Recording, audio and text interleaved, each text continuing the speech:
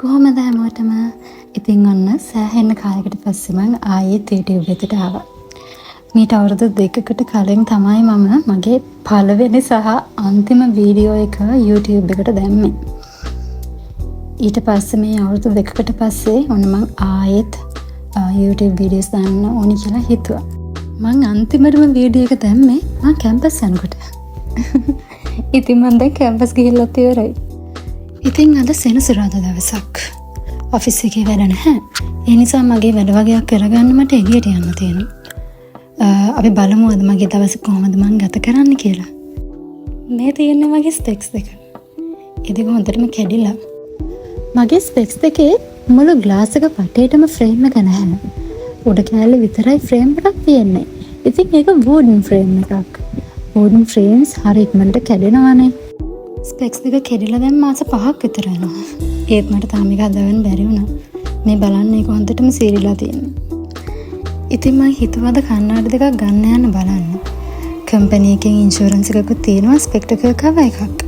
ඉතින් ඒකෙන් මට ස්පෙක්ස් දෙකට යන වියදම කවර් කරගන්න පුළුවන් වෙයි. සම්පූර්ණ වියදම නැතත් ලොකු ගාණක් කවර් කරගන්න පුළුවන් වෙයි කියලා මම හිතනවා. කොහේ යන්නත් කලින් මම නාන්න ඕනේ. ඉතින් මේ තියෙන්නේ මම කොණ්ඩේට ගන්න ඔයිල් එක. මේක මමමයි හදාගත්තේ. මේක ඇත්තටම මැජික් ඔයිල් එකක්. ඔයාලටත් මේ ඔයිල් එක හදාන විදිය දැනගන්න ඕන නම් මට කමෙන්ට් එකක් දාන්න. මම කියා දෙන්නම් කොහොමද මේක හදන්නේ කියලා.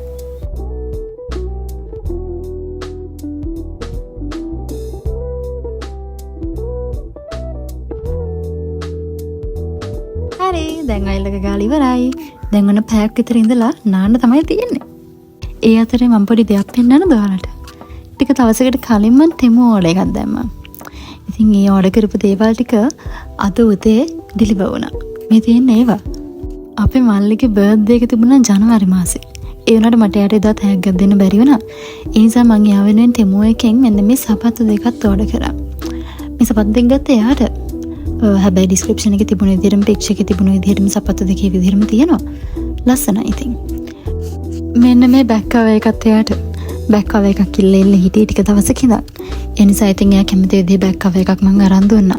මේ ෂේඩ්ස් දෙක නම් එයා ඉල්ලුවේ නැහැ. එයා බෑක් කවර්ස්ම දෙකක් ඉල්ලුවේ.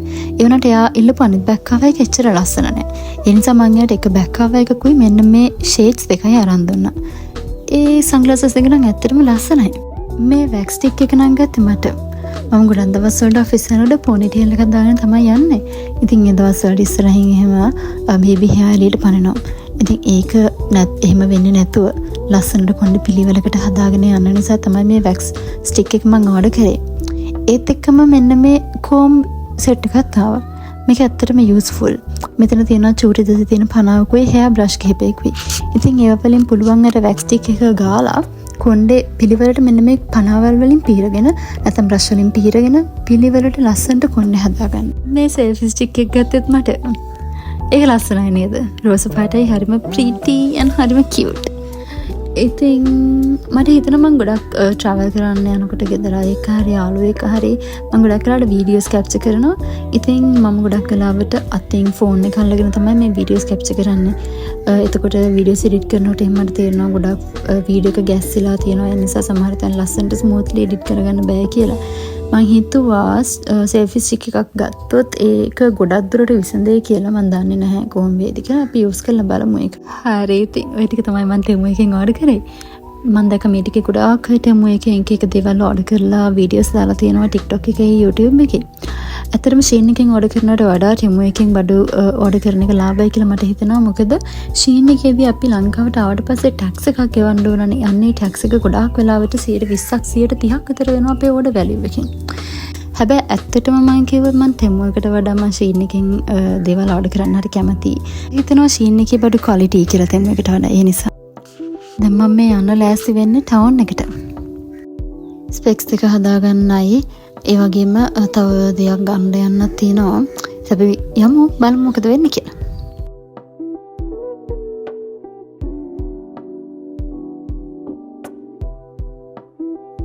මේ මං ඇවිල්ලා ඉන්නේ විෂන් කෙයාර් එකට.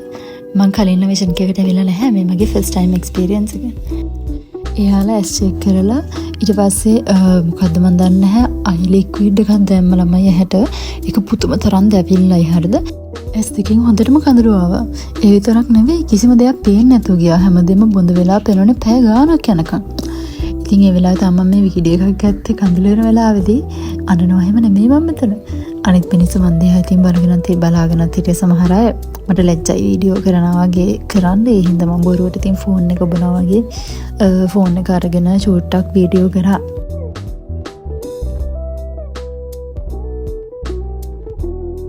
ඉතින් මේ ඇවිල්ලා අයිසර්ෂන් මාව චෙක් කරලා එහෙම සේරම බලලා ලෙන්ස් එක සිලෙක්ට් කරලා ඔක්කොම කරාට පස්සේ ස්පෙක්ස් එක තෝරගන්න ඕනේ. ඉතින් මම මෙන්න මේ දෙක තමයි තෝරගත්තේ. හොඳයි. ඉතින් මං ග්‍රෑන්ඩ් එකට ආවා. මං ආවේ තනියෙන් නෙමෙයි විෂන් කෑයකට අම්මත් එක්ක. ඒ නිසා මගේ පුරුද්දක් තියෙනවා යාළුවනේ. මං කොහේ හරි එළියට ගියොත් මං ගාව අතේ සල්ලි තියෙනවා නම් අනිවාර්යයෙන්ම මං අම්මව එක්කගෙන යනවා කොහේ හරි කෑමක් කන්න. ඉතින් මං ඒ දෙයට හරිය කැමතියි.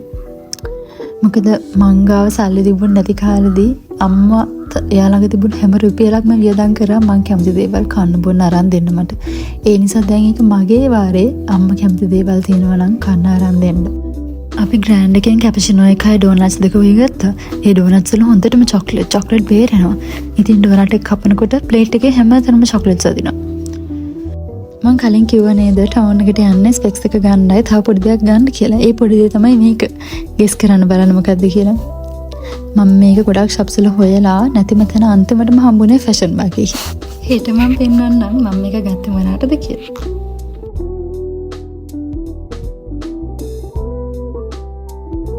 ඉතින් මේ පහුවෙනිදා ඉරිදා දවසක්. කලින් ඉරිදාවල් වලට වඩා ටිකක් වේලස්සනින් නැගිට එදානම්. හරි ඉතින් මම මේ දැන් උදේම ලෑස්ති වෙන්නේ මොනවාද දන්නවද? ඒ තමයි මම කාලයක් තිස්සඳලා කරන්න බලාපොරොත්තු වෙන ආසාවෙන් හිටව දෙයක් කරන්න. ඒ තමයි ස්විමින් ප්‍රැක්ටිස් යන්න. ඉතින් මම ආසයි පීනන්න ඉගෙන ගන්න. ඒ වුණාට අනේ මම තමයි ස්විම් කරන්න දන්නේ නැහැ. ඉතින් මට හිතෙනවා දැන් වෙලාව තියෙන නිසා ස්විම් කරන්න ඉගෙන ගන්න මේක තමයි හරිම කාලේ කියලා. ඒ නිසා මම ස්විමින් ක්ලාසස් යන්න පටන් ගත්තා. ඉතින් අද මගේ ෆස්ට් ඩේ එක.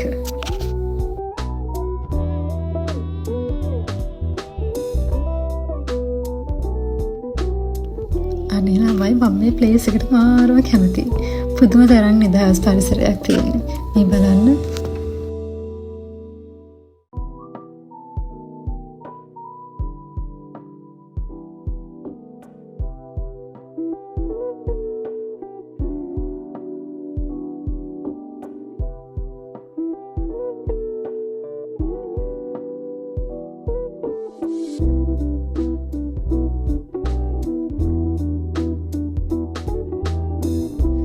මම එයාලට පොඩි කතාවක් කියන්නද?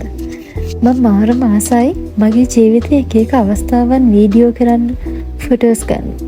ඒකට ප්‍රධානතම හේතුව තමයි ඒවා හරි ලස්සන මෙමරීස් විදිහට මට සේව් කරලා තියන්න පුළුවන්. ආයෙත් දවසක ඇවිල්ලා ඒවා බලලා සතුට වෙන්න පුළුවන්.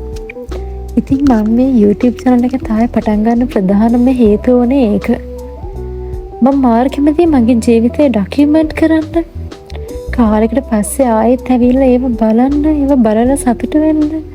කවදම හරි දවසක මගේ ෆෝන් එක නැති වුණොත්, එහෙම නැත්නම් මම ඒ ගත්ත වීඩියෝස්, ෆොටෝස් තියෙන ඩිවයිස් එක නැති වුණොත් හරි මොන හරි දෙයක් වුණොත් හරි මට ආයෙත් ඒ දේවල් බලන්න බැරි වෙනවා.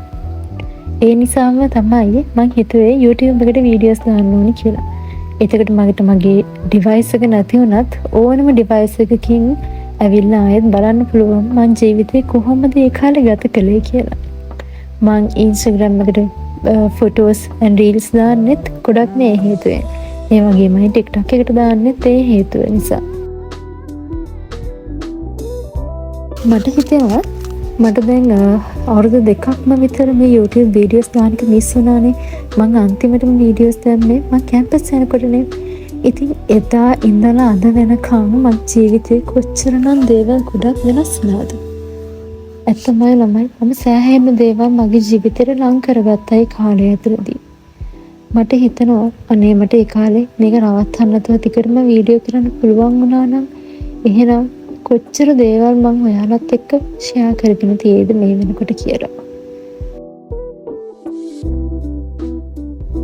ඉතින් ඔයාලටත් කාලයක් තිස්සේ ඉඳන් කරන්න ඕන කියලා හිතාගෙන ඉන්න ඒත් තාම කරගන්න බැරි වුණු දෙයක් තියෙනවා නම් අන්න ඒ දේ කරන්න හොඳම කාලය තමයි මේක. ඉතින් ලස්සන ළමයෝ තවත් ඒ දේ කල් දාන්නේ නැතුව අදම කරන්න පටන් ගන්න.